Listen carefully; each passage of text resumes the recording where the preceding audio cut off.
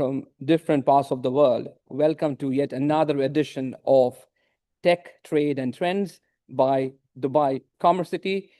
I'm Arjun Sarkar, your host for today's session. As you know, this series reflects our broader commitment at Dubai Commerce City to building a vibrant digital ecosystem supporting businesses with insights, engagements, and the tools they need to grow and expand across borders. We have already had sessions in the past where we have discussed and talked about compliance, e-invoicing, e-commerce technologies, and today we bring another topic, a topic that's discussed all over the world, blockchain. However, for many, blockchain begins and ends with cryptocurrency. But today, we move past the hype and into practical reality. This session explores how blockchain is reshaping core industries, from enhancing transparency and traceability in retail to building trust and efficiency across supply chains and redefining transactions and asset ownership in real estate. Our focus is simple: real-world use cases, measurable impact, and what this means for businesses preparing for the next wave of digital transformation. Today, I have a lineup of rockstar speakers. We'll start with a masterclass where Ali, founder of DropLink, is going to take us through the whole world of blockchain in the context of digital commerce. It will be followed by a panel discussion, which will be moderated by my colleague Kapil. And we have Mr. Matt from Bayut and Dubizzle. We have Ms. Lynette from Real Trust, and Mr. Hans from DTEC, who would share with us their perspectives, their point of view on how blockchain is reshaping the whole real estate industry. So without taking more time, I hand it over to Ali. Ali, over to you. Hey, thank you, Arjun. And good afternoon, everybody, wherever you're dialing in from. It's great to be part of this presentation and being able to showcase the work that we're doing between Dubai Commerce City and beyond across the globe. Today, I'll start off with just kind of a high-level discussing what on-chain commerce is and what that means potentially for you, whether you're a manufacturer, business, brand, importer, exporter. And then we'll kind of go through the technology at a base layer, describing, how we can leverage smart contract logic to create better efficacy across the supply chain. And then we can get into the real-world application and use cases of the work that we're doing. So let me kick things off with a quick screen share and a couple slides that we'll cover just to provide some context behind the discussion. So give me one moment.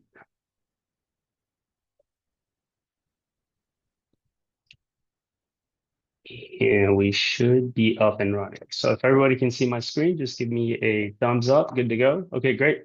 So as I mentioned, Ali Sammour, founder and CEO of DropLink. We've been building on-chain commerce infrastructure over the last 3 years out of Abu Dhabi and Dubai. And we've been scaling this with our domain expertise, being in the space since 2017. But let's get into what on-chain infrastructure enables in relation to creating a secure supply chain, right? And so what we're helping to track is from point of production all the way to point of sale. We can have these different touch points and attributes from a product's life cycle and helping to attribute and share that data between multiple parties.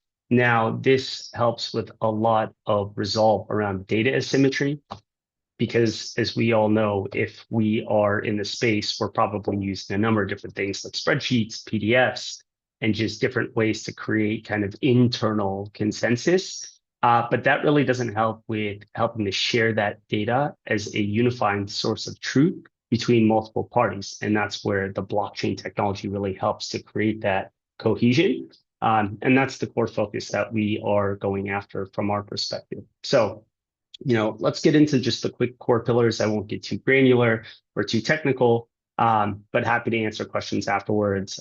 So, aside from, just, you hear the word digital assets and you hear blockchain technology and you hear crypto, and a lot of people convolute these together or intermix them, thinking it's contingent upon one over the other.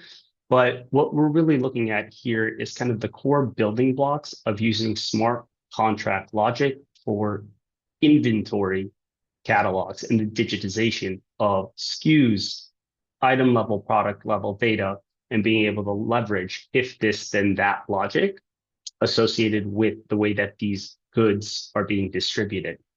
So what we have helped to create from a modularity perspective is using this base layer of an inventory operating system as an inventory OS to digitize your entire catalog, associate all the details associated with your inventory, and then connecting that to third parties, ERPs, 3PLs, warehouse management systems, all these different components that are needed that then also layer into payment service providers. So you need to be able to accept payments from third parties and do it compliantly and licensed. So there are combination of technologies that are using that use blockchain at the base with third-party data systems that are interacting with one another in a combination of third-party commercial APIs for payment gateways and whatnot. Now, the last piece being that you can now have an interface that directly interfaces with your customer. So that could be your website, your marketplace, your app, could be a GPT or an LLM that you're interacting with. But when you have this base infrastructure to create that data symmetry and attribution, this is where we get into the really exciting stuff around better efficacy and autonomy that will come with where the space is all moving towards. So some of the benefits of being able to leverage this is the fact that you're able to start to track from point of entry to point of sale. If you're the manufacturer, you can actually start to create digital product passports, and we'll get into what those are after this. But you're really helping it create a full attribution around, the import or the export of goods, being able to digitize, as you just mentioned a bit earlier, Arjun, like the invoicing, bill of lading. All of these things are components that help to create better attribution and efficacy between the parties, whether it's the company, third-party financier that's tracking and supporting this, or a customs entry port that is helping to do better attribution around validity and ownership, along with maybe VAT and accounting and settlement as to like what's owed. So this is all kind of moving in the direction of having better attribution around the distribution. And that's where the technology will begin to power this. But keep in mind that there will be different things that augment the level of granularity we're able to capture on the data side, right? So there's lots of hardware pieces, there's CCTV and different things that create security. And all of this information can actually be attested on chain to the product records, which helps with that better tracking lifecycle. And it also helps to create the compliance around what's coming out of the EU with digital product passports. So let's actually kind of get into that quickly. So what's a digital product passport? Essentially, it's a digital record for a good that goes down to the SKU level with the item count, with all of the metadata associated with the products. And then we're actually recording that on chain to make that immutable. So that way there's traceability behind that product.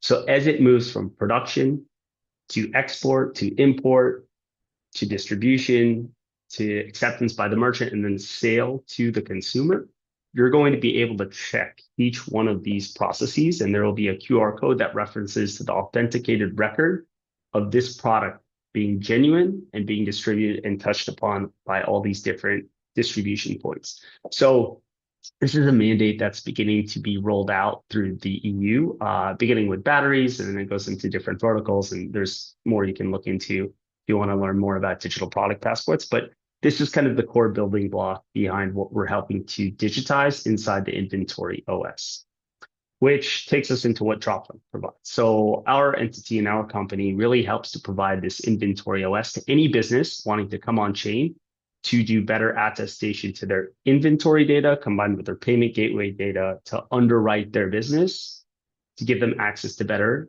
cost-effective capital for trade finance. So we can help businesses with purchase order financing, merchant cash advances, and supply chain inventory financing based on the collateralization of this inventory that's being imported and exported. So, as an ecosystem, we've been working with multiple parties across the board. So we have our lending partners, we have our free zone partners like Dubai Commerce City and many others that have been real advocates of pushing the technology in a way that will be beneficial for ecosystem players. We've created partnerships and strategic relationships with the WMS and 3PL partners like the Shorages and the QuickUps, helping to deliver this across the country and beyond. And then we have direct relationships with PSP partners and some exciting updates that'll be coming out that are hyper localizing the adoption for merchants of this technology with their local PSPs. So you'll be seeing more of that come out later this year. But think of this as a holistic way for each of these counterparties to be able to contribute to the network's growth and health over time. And we're an infrastructure that's providing to the ecosystem. So how does it actually work? It comes down to giving, simple things that people understand, which are SME and SMB portals. You'll have a back office where you can track all of your sales, your performance, where your inventory is being distributed. And then you'll have a whole front end that the consumers will interact with, as we mentioned earlier. And all this works with the core infrastructure that we described as an inventory OS, digital product passports, and then connecting with those different counterparties to help with the attribution. On the other side, we're providing an admin portal to third-party authorities that either want to provide the lending as a value-add benefit, or could be the government entity that wants to be able to say, you're going to receive your incentives, your rewards, your real-time digitized attribution behind the performance and the health of your business, and for reporting all of these things on time to help streamline and minimize a lot of the noise when it comes to data in cohesion. That's the best word I can kind of think of. But from a perspective of who we're doing this with, we're doing it with major retailers and manufacturers across the globe. One of the ones that we started to help optimize their entire digital catalog around was Rumors, with helping them not only with this process of creating these DPPs for the products, but the real novelty of being able to do this is also combining these digital product records with optimization for AEO and GEO. And so as you start to think about what does the world mean when you have people searching through LLMs, or you have agents autonomously looking and browsing and buying on either behalf of consumer or a wholesaler, now you have these digital records that help to populate and discover your goods as authenticated goods that can then also be autonomously purchased in the future based on efficacy and rule sets that you're providing around your parameters. So, this is some of the work that we're beginning to do out of the region. And then we're already beginning to finance a lot of SMBs and SMEs. So if this is something that you're interested in learning more about, please feel free to, visit droplink.com. You can sign up for free, and then feel free to reach out, and the team's happy to help. And then from a, space perspective, we're always looking for collaborators. So whether you're a financier, manufacturer, or a free zone, happy to help. But thank you for the time, and appreciate it. Fantastic, Ali. Thanks a lot. I have a couple of questions which can I ask? Okay. So if I'm a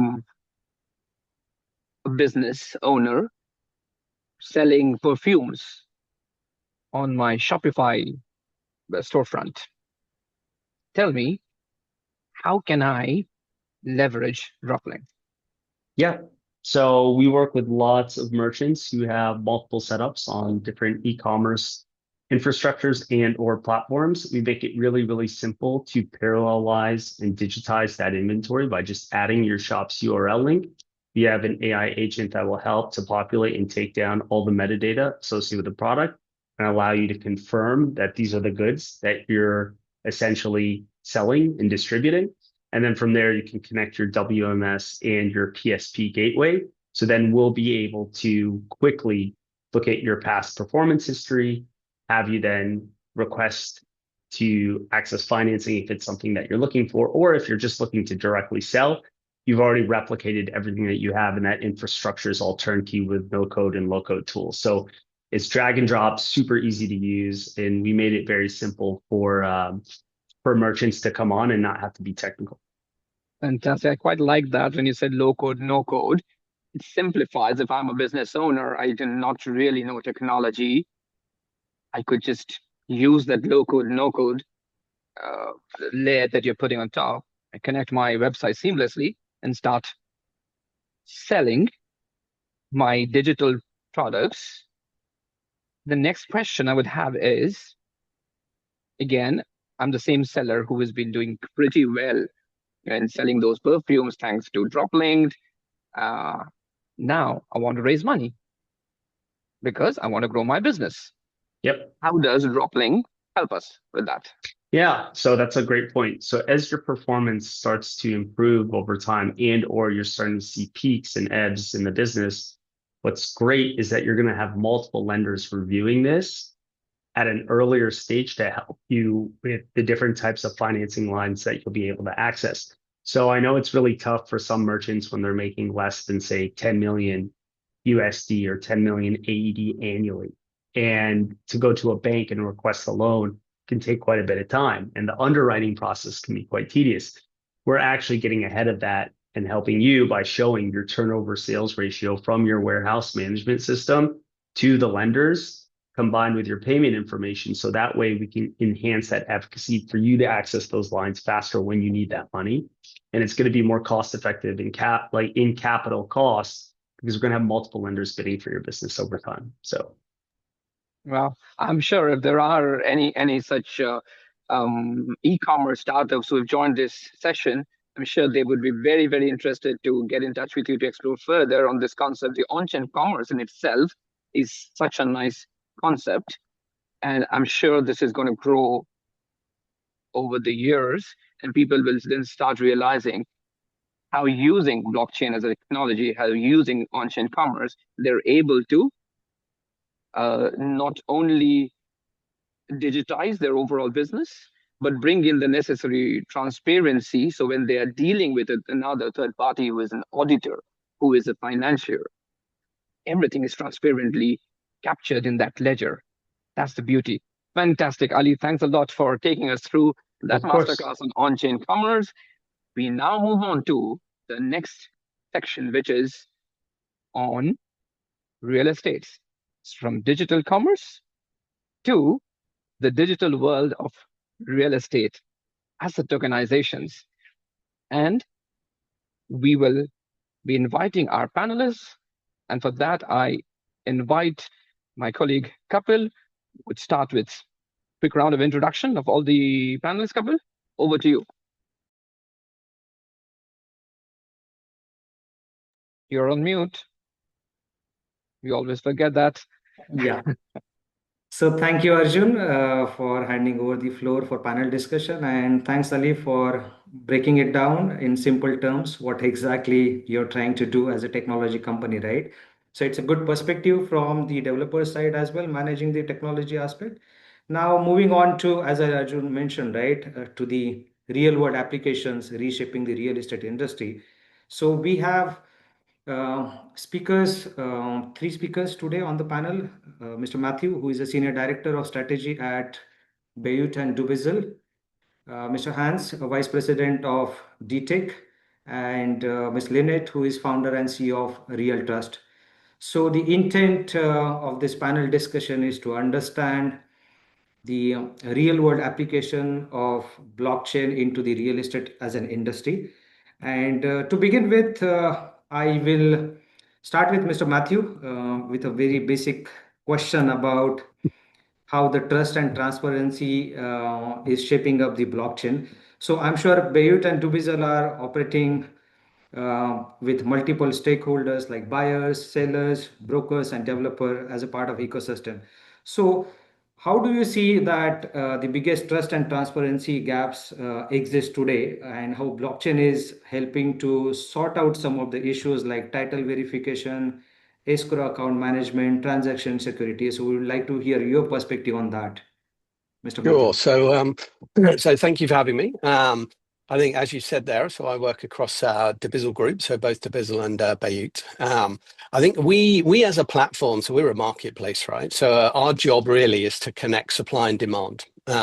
So connecting supply and demand through the buyers and the sellers, those sellers coming through agencies. So, in terms of indirect blockchain, we partner with companies like Pripco, Pripco being our big finance partner, and clearly they are based very much around tokenization, around blockchain. As a website though, or as a portal, our involvement is really what's within the market. So we look at how trust and transparency within the market can support liquidity, because liquidity in a property market is crucial, right? It's crucial for us to maintain the growth that we're having at the moment within the UAE. And from data, who knows where that might end in terms of where we're going at this moment in time. But in terms of the sort of the trust, the transparency side of things, right? Because trust isn't just important within real estate; it's basically everything. Without trust, liquidity drops, and therefore, people's trust in the market falls. Overseas investors might start to dry up, which might then impact things such as our off-plan market, which at the moment is around 70% of the market. So from what I see, or the people that I talk to in the market, the biggest trust gaps, as you've said, there are those three areas, right? It's ownership uncertainty, transaction security, and then process transparency. So if I just take the first one, being ownership and title sort of certainty, really, what buyers are worried about, and again, Lynette and the company that she runs has a sort of direct influence over some of these transactions. But if we look at things such as the title deed, right? Title deed being on the blockchain, being tokenized, would give a huge amount of trust and security to people, especially overseas, in terms of what they're buying. What would it offer? It would offer the proof of ownership. It would offer the fact that actually that person has the ability to sell, or the authority to sell. I worked in real estate for a while, and that authority to sell can sometimes be a bit clouded. You've got POAs involved. You've got multiple stakeholders on the title deed. That title deed is a piece of paper if it came before 2018. So people sort of really hold on to that. You have multiple people on there. What else could it do? Well, it could actually look at the ways in which a foreign buyer or buyer overseas, which is a big part of our market, right? An investor market here in Dubai.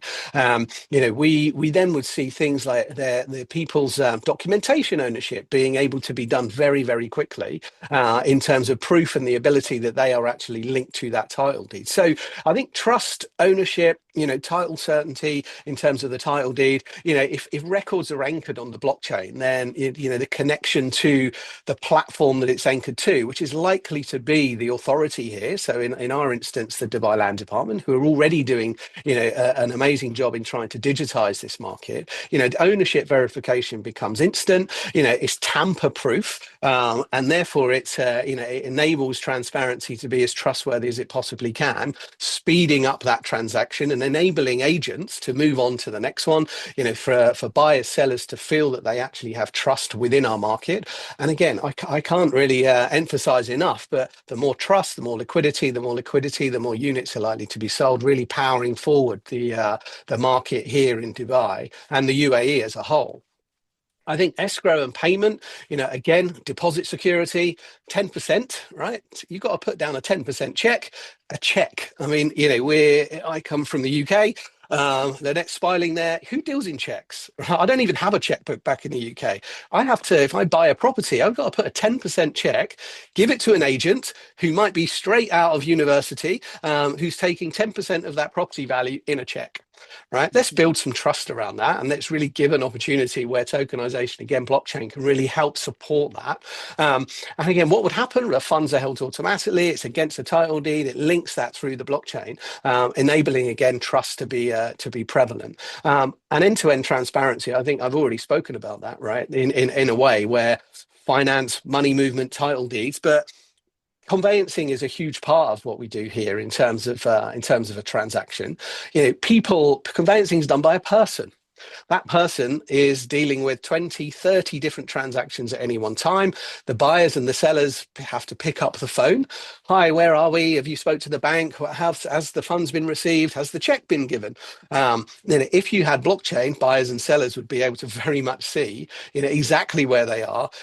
I'm not saying the job of a conveyancer would be obsolete. I don't think it would be, because you need that human interaction. But at least there would be some real-time feedback in terms of where and how that transaction was being pushed along. So I think these are sort of three areas where I think that, if we move forward with this digitization, which we are doing, and I think we're very forward thinking here in Dubai, I think the opportunity in order to speed up transactions through having really trustworthy transactions, would give us more liquidity, which is benefit to everybody on this call and the wider real estate market. So hopefully that gives a bit of an insight, my insight into how blockchain can sort of support that trust and transparency within the real estate market. That's interesting. Thank you. Thanks, Matt, for your perspective. Just a quick takeaway from your observation. Crypto, right? Relatively very new, fractional ownership of properties. And obviously, the technology layer is so foolproof that now retail investors are feeling confident, right, to really enter into Correct. kind of mode of investment in real estate. So thank you. Thanks for your perspective. Now, moving No on problem. to the ecosystem builders, we have Hans from DTEC. I'm sure DTEC has a couple of rather multiple startups focusing on-chain blockchain development, right? So apart from the real estate, what are other industries like trade finance, digital identity, or logistics? What are the different areas where you see that the startups are focusing and adding value by utilizing the emerging technologies? Hans, over to you. Sure. Thank you very much, Kapil. I don't think we have met in person yet, but great to meet you here. And obviously, I meet Arjun a lot. So basically, I would say in terms of prop tech in Dubai, we see that there is actually great levels of tech adoption happening, activity. Not to forget to talk about the PropTech Connect, which was a huge success. It was one of the first events that we have seen, and we do about 110 events a year. It was the first real focus event on one industry, and it was wonderful. You were not ripped apart having to talk about AI, medtech, and whatnot. We were just talking about this one sector. So, especially if you talk about the 2030 agenda, that has really boosted the PropTech through investments and attracting innovation. For those listeners who don't know us, we also do invest in startups. So we have done it for the past 14, 15 years.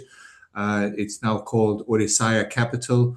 And we also have an accelerator called the Sandbox for the early stage investments. So we are seeing a clear ambitions right now to accelerate transformation across real estate. We are, and this is important to mention, have teamed up with DLD.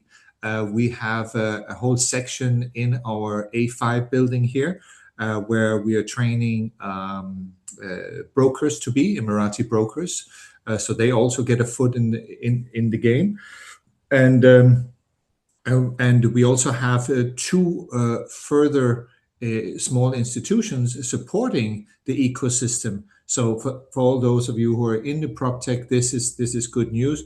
There's Reach. Reach is an accelerator supported by Second Century Ventures out of Michigan. It's a $400 million fund. And then Reese, which has teamed up with DLD on the VC front. With that momentum, we are seeing tangible value being created through the blockchain-enabled solution. It's not just DLD, but of course, the tokenizations. And I want to mirror what Matt was saying regarding the title deeds. That one has been around for quite a while. That was one of the first real applications that were done. In any case, so PropTech is just like one of the 6 major clusters that we are looking at, apart from AI, robotics, blockchain, and so on and so forth.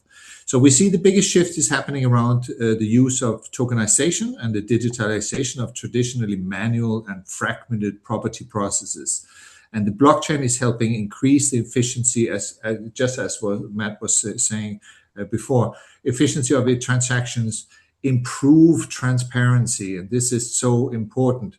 Coming from Europe, this is one thing that the other countries are looking at us for that. Is there transparency and so on? And yes, there is. I think probably we're becoming more transparent than Europe going forward. Not to be political here. These tokenizations, these enable the ownership models such as fractional investment, overall making real estate transaction more efficient and accessible. Just to highlight a few things that we are looking at. Obviously, there's the big fish that just got a huge amount of funding, Stake. But there's also StackX, might not be so well known, but they're doing more or less the same thing, and Tribe. And they're already implementing blockchain technology and driving this transformation. So they're applying blockchain in targeted ways to address specific operational needs and addressing long-standing efficiency within the real estate industry. We ourselves, don't forget, we're a developer ourselves. We have a multi-billion-dollar balance sheet, just like DCC or DAFs. So we are very much open to look at POCs and whatnot, and we are looking at some of those right now. For those of the listeners that are startups wanting to set up, we actually even have a special discount for PropTech companies at the moment running, apart from the Ramadan offer. I have to say that as well. So yes, we think this is the best time to what's called that where we're seeing that blockchain is being adapted to PropTech. PropTech being probably, if not the biggest industry, then the second biggest industry in this country. So it's about time that we make that put that on the top of our agenda and support all the ones that have good ideas in this area. Thank you. That's interesting. Thank you. Thanks, Hans, for your insights. Now, moving to Lynette's point about the escrow account. So Real Trust specializes in escrow solutions, right? For international buyers for buying and selling property. So for international buyers, typically, what are their biggest trust, payment, or settlement challenges when it comes to dealing with the property transaction? What's your view on this point? Okay. Hi, Kapil. Thank you so much for having me. Okay, well, there's many big challenges, which is why I started Real Trust. There's many gaps and there's many pain points. So as you said, we service foreign investors, buyers, and sellers who don't have UAE bank accounts that are investing in the UAE. So think about it. You're coming from Europe, US, Canada, and you're sending a large amount of money to a party that you don't know and in a country that you don't know. So that's one of the biggest challenge because there's a lot of lack of transparency and education on this topic in the market. Before a few years ago, when escrow started, basically here in the UAE, escrow services, clients, buyers were sending funds to the real estate agents. They were sending it to the brokerage firms. They were sending it to third parties, so friends. They were sending it to a friend of the broker. Who are creating manager checks for them, which is obviously very dangerous. It's not compliant and it's definitely not secure. However, this is how the market ran when it came to foreign investors. There's obviously a very heavy reliance on the brokers and the third parties, which is what we're trying to move away from through the escrow solutions to handle the funds as a neutral third party. And also just a very basic lack of escrow culture here in the UAE. Yes, we do have escrow for off-plan projects, which is amazing, but escrow services for the secondary market, it's not part of the culture. It's not part of the culture in the region, and it's not something until a few years ago, like I said, that started to become more of a not common practice because still a lot of brokers and individuals, consumers don't know about escrow here in the UAE, but it's just a matter of that education going into the market to the brokers as well as to the consumers that we exist and we are here to help them as a neutral third party. Also, the other big challenge is the banking system here. So as a non-UAE resident, you cannot open a bank account. Now, this to me, when foreign investors ask this question and they're surprised, oh, I cannot open a bank account because I'm not a resident there. Well, it's the same in your home country, whether it's US, Europe, UK. If you're a non-resident, you cannot open a bank account, but for some reason, people find it very surprising here that they cannot do so, but you cannot. Also, in the UAE bank system here, based on the UAE central bank, third-party payments are not allowed. So this is very important. So when a buyer would send funds to their family member, it's not allowed for a property transaction for that family member to take the funds and create a manager check. Or if they're sending it to the broker, it's not allowed. If they're sending it to the brokerage company account, it is not allowed. It's a third-party payment, which is against UAE central bank regulations. Also, the dependency on manager checks. This is something that Matt mentioned. My goodness, this manager check system that we still have here in the UAE, and this is where digitization really needs to speed up on this side of things, on the banking side. I spent my entire 30 plus years career in technology, 20 here in prop tech, real estate technology. And I've seen how far and fast Dubai Land Department, for example, has grown when it has come to technology and doing a transfer digitally, going to the trustee office, you're in and out within 5-10 minutes max.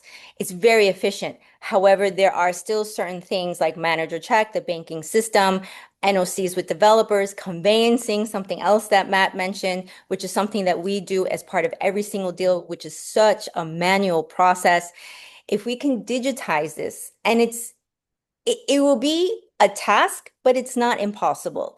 And blockchain, obviously, technologies will definitely fix a lot of these pain points and gaps. But that's, of course, there and things that we have to deal with on a daily basis, that beautiful piece of paper called a manager check. And then some other, I would say probably the biggest mistake or biggest, it's not a challenge, but it's something that foreign investors realize after the fact. When you're dealing with third parties or unlicensed escrow solutions, you don't know what your foreign exchange rate can be. And a lot of times the foreign exchange rate, it's elevated, it's higher with these third parties. So when you're using a licensed and regulated escrow solution, obviously we save the clients anywhere between 1% to 2% based on the current bank rates here.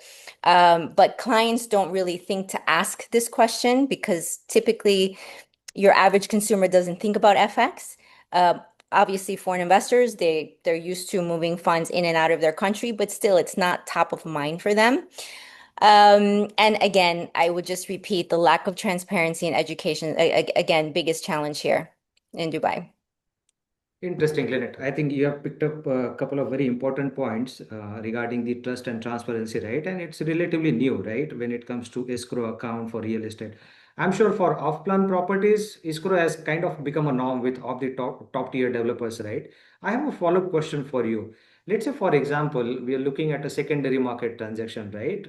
Uh, Individual owner trying to sell a property to individual owner, right? And I'm sure we have uh, aspiring buyers in this webinar series. So how does that work? Can individual operate an escrow account as a property owner, first owner, and then utilize this to manage the secondary property transaction? How does that work? They would need to utilize the service of an escrow solution.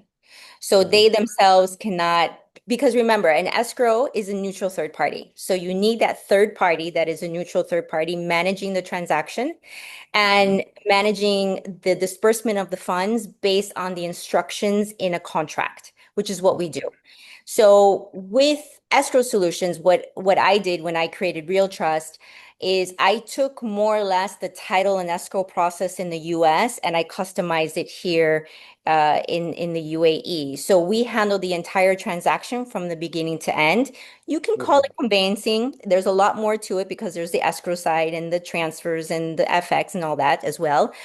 But it is that us being that neutral third party, holding the funds, so accepting the funds from the buyer, wherever they are in the world, holding it, and then dispersing it according to the instructions in the contract at the time of the transfer of title deed, including paying the fees on behalf of the buyer, such as the DLD fees, the real estate agent commissions, and so forth, so on. And then making sure that the seller, upon transfer of title deed, gets his funds instantly or, unfortunately, via manager check today. Okay, great. Thank you. Thanks for your insights. So moving on, quick question for Matthew. You have already touched upon new ways of buying the property, right, and having the ownership. So with large volumes of property data, cross-border interest, how do you see blockchain enabling more secure asset records, streamlining the overall settlement process when it comes to buying and selling of the properties? What's your Yeah, opinion sure. on Yeah, I think that it sort of comes back to things like being secure, being portable, being able to really speed up any of these transactions, right? Because if we look at property, it's arguably a very high value transaction, but very low volume. Right. So, most people, most of us anyway, certainly me, it's likely to be the biggest transaction that you're likely to make. Right. You tend to make one of them, you sell one, you move on to another one. If you're lucky, that funds a bigger and better house. And, certainly the UAE market has enabled plenty of people to get on the back of that bandwagon over the last 5 years. But again, I spent 18 months in real estate before joining Dibizzle. And I think that, coming from that world, and Lynette has touched on a lot of it there, again, we can't mention manager checks enough just because it's so backward when actually a Form F being a unified platform and taking that sort of digitization to the next level. Yet, when you come to the trustee office, have we got all the checks in place? There's one for the broker, there's one for you, and so on and so forth. So all of the stuff that Lynette spoke about there with regards to escrow, I think it just has to happen, right? I think that yes, as a developer, you need to fund an escrow account in order for people to pay into, because you can't actually start building until you're actually, I think it's 60% funded, something around there. Whereas on a secondary transaction, you're just dealing with two parties, with an agent in the middle, maybe two agents, depending on who you're speaking to. And so, anything to actually, again, look at the trust, the safety, the transparency of that transaction would be, highly advantageous for this market in order to speed up that transaction. I think that, if we look at property data where it sits, right, developers, brokers, regulators, banks, all of these people are involved in that transaction. Again, as Lynette said, through the conveyancer, they're dealing with all of these types of organizations. And I think if each property then had that digital identity, and I know it does on the title deed level when we look at the unified Form F, but a secure history of ownership, transactions, valuations, even how many banks have done a valuation on that, right? It embraces the sort of the tokenization that we're talking about, and that passport essentially travels with you. So it gives you the opportunity to really understand how that property or the life of that property to date. And I think that digital asset of that sort of passport for the property could mean everything here, right? Because everyone would really understand what they're dealing with. I think faster settlement, again, the escrow piece, frictions today, international buyers coming in, not knowing that, there's a little bit of mistrust, document verification, bank coordination, all of this, all of these elements really just delay properties. And as I said here, right, it's a large part of this market in the UAE is international. So blockchains could reduce that transaction time and increase the liquidity. And I think sort of finally there, given time, ownership models, which you've sort of talked about, we mentioned crypto, we mentioned stake, all of these have fractional ownership models, only really able to be facilitated via blockchain and so by tokenization. And, in big investment is coming into these businesses. As I say, at Dibizzle, we partnered with Crypto, and so they offer these solutions. We don't, they're just a finance partner at the moment supplying mortgage solutions, but who knows where that relationship could go. And so I think that really, our role, again, connecting supply and demand as a platform, but really blockchain's role is to really underpin that market, increase that trust, speed up the connection between buyer and seller, and really start to speed up that transaction to maintain liquidity here. Liquidity at the moment, email buildings are getting sold out in an hour. I don't think we have a liquidity problem right now, but who knows when we might need it. But now's a good time to really look at it. And I think that, finally, a sort of last comment here is, I think that if we look at blockchain and tokenization, right, it's not about replacing things, because real estate is a sort of government authority, right? It's done by the government. The final transaction is there. And I think as they're doing here, and the government here is quite rightly doing, and have done for a number of years, is working side by side in order to maintain that liquidity, because it's also a benefit to them. So, there's a number of factors here. And I think that it goes back to that, let's bring trust to it. Let's get rid of managers' checks or pieces of paper. Let's really try and make sure that when you turn up at the trustee office, press a button, funds, and everyone can walk away in a couple of minutes without someone having forgotten their checkbook. Interesting. I think that goes very well with what Ali presented, right? Ali mentioned about the digital product passport, right? Here we are looking at digital property passport, right? In a way. Exactly. So Exactly. it becomes very secured way of managing your portfolio eventually for buyers and sellers, correct? And the lifetime value of the property, all the traceability is there right from the first buyer till the end buyer, right? So the whole journey can be digitized, what Ali has prompted Exactly. here in his Yeah, presentation. very Yeah. much so. Great. Thank you. Thanks for your insights, Matt. Moving on to Hans. So from the ecosystem's perspective at DTEC, Hans, we are seeing that there's a lot of innovation happening in terms of blockchain, right? And legacy enterprise level companies may not be in a position to really go for implementation straight away, right? So how does ecosystems like DTEC are playing a role in terms of this innovation adoption in the industry? Excellent. Thank you very much, Kabil, for that question. So basically, I would say, like, at its core, this is exactly the purpose of a healthy innovation ecosystem, to help close the gap between early stage innovation and enterprise adoption. So we play a critical role by creating the right environment for these startups, for corporates, for investors, regulators, not just the startups. It's all these players and innovative talent that can meaningfully connect. And we do that through all our events and whatnot. So it's not only providing a workspace, it's about enabling the right interactions and putting the spotlight on high potential innovators at the right stage of their journey.